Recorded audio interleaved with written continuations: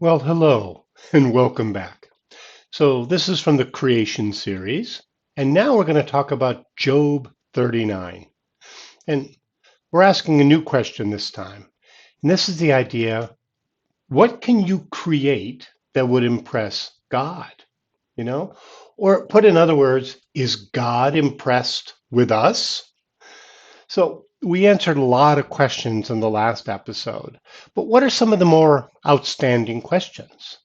Well, the first question that hasn't been answered, at least not for me, is why did God create us? I haven't got a clear answer. And again, this burning question for me. Each cycle is called a day with an evening and morning. Why have this pattern if it's not a real day? I mean, why use this pattern at all? Why not just say a long but undefined thing of time? Why have evening and morning? Why even say that? So, the third question that hasn't been answered yet is how did things grow without the sun and moon until the fourth day? And again, I've looked at some answers, but most of them are just people's ideas or science's ideas. It's not scriptural. And I'm looking, what does the Bible actually say? Because if the Bible doesn't answer it, I just don't worry about it and move on. And the next question that still hasn't been answered is God saw that it was good, you know? So I've used this to say, see, evolution can't be true because God saw everything and it was good, and death and struggle and survival is bad. But I want to know is, what is good for God? What does God say is good? So, what is good for God? And then the seventh day. I've heard so many people on both sides see, we're in the seventh day, and that proves that these are long, undefined times. And other ones who believe in a young earth just seem to be silent. But what does the scripture say? Doesn't say the seventh day ended, and it doesn't say the seventh day didn't end. So which is it? And we haven't really done the controversial issues, old earth, young earth, evolution and creation, science and creation. So we're just adding those two from this series. What would we answer to God from Job 38? And is God impressed with us from Job 39? Thank you very much for watching, and let's learn together. The creation, Job chapter 39. Do you know the time when the mountain goats give birth? Do you watch when the doe bears fawns? Can you count the months that they fulfill? Or do you know the time when they give birth? They bow themselves. They bear their young. They end their labor pains. The young ones become strong. They grow up in the open field. They go out and don't return again. Who has set the wild donkey free? Or who has loosened the bonds of the swift donkey? Whose home I have made the wilderness, and the salt land his dwelling place. He scorns the tumult of the city, neither does he hear the shouting of the driver. The range of the mountains is his pasture. He searches after every green thing. Will the wild ox be content to serve you? Or will he stay by your feeding trough? Can you hold the wild ox in the furrow with his harness? Or will he till the valleys after you? Will you trust him because his strength is great? Or will you leave to him your labor? Will you confide in him that he will bring home your seed and gather the grain of your threshing floor? The wings of the ostrich wave proudly, but are they the feathers and plumage of love? For she leaves her eggs on the earth, warms them in the dust, and forgets that the foot may crush them, or that the wild animal may trample them. She deals harshly with her young ones, as if they were not hers. Though her labor is in vain, She is without fear, because God has deprived her of wisdom, neither has he imparted to her understanding. When she lifts up herself on high, she scorns the horse and its rider. Have you given the horse might? Have you closed his neck with a quivering mane? Have you made him to leap as a locust? The glory of his snorting is awesome. He paws in the valley and rejoices in his strength. He goes out to meet the armed men. He mocks at fear and is not dismayed. Neither does he turn back from the sword. The quiver rattles against him, the flashing spear and the javelin. He eats up the ground with fierceness and rage. Neither does he stand still at the sound of the trumpet.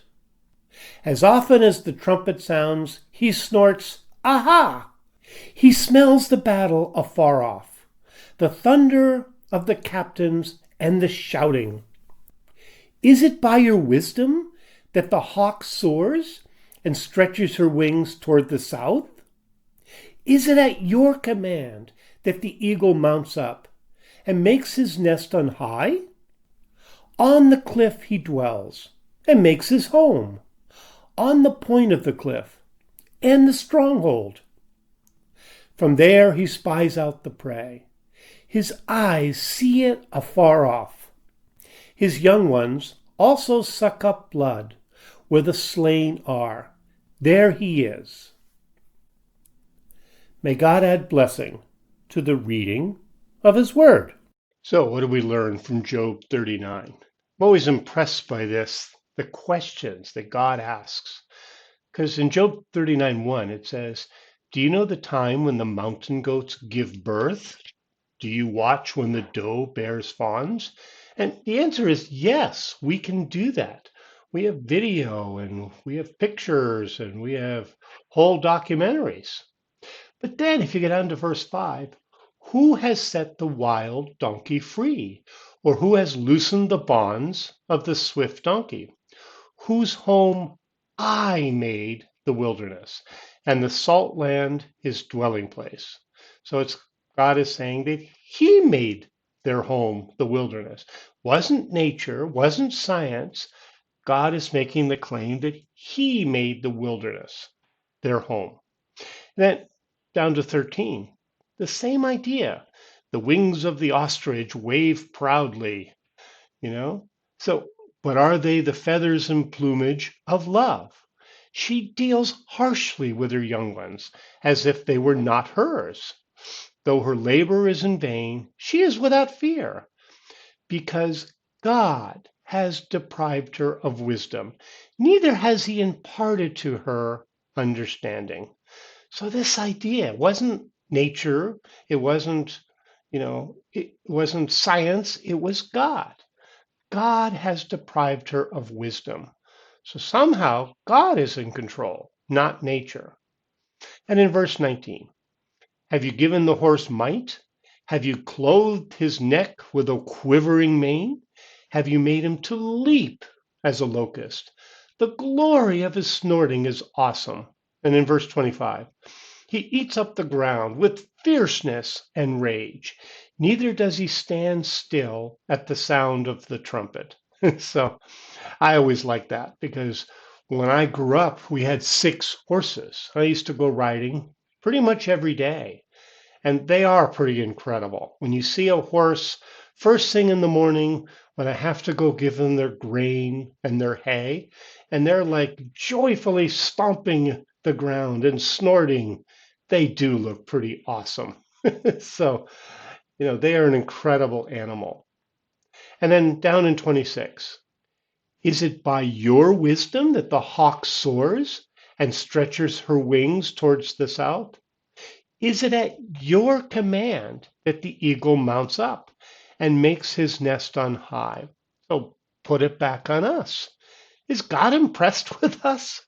Do we command that the eagles mount up? No, there's something else going on, you know?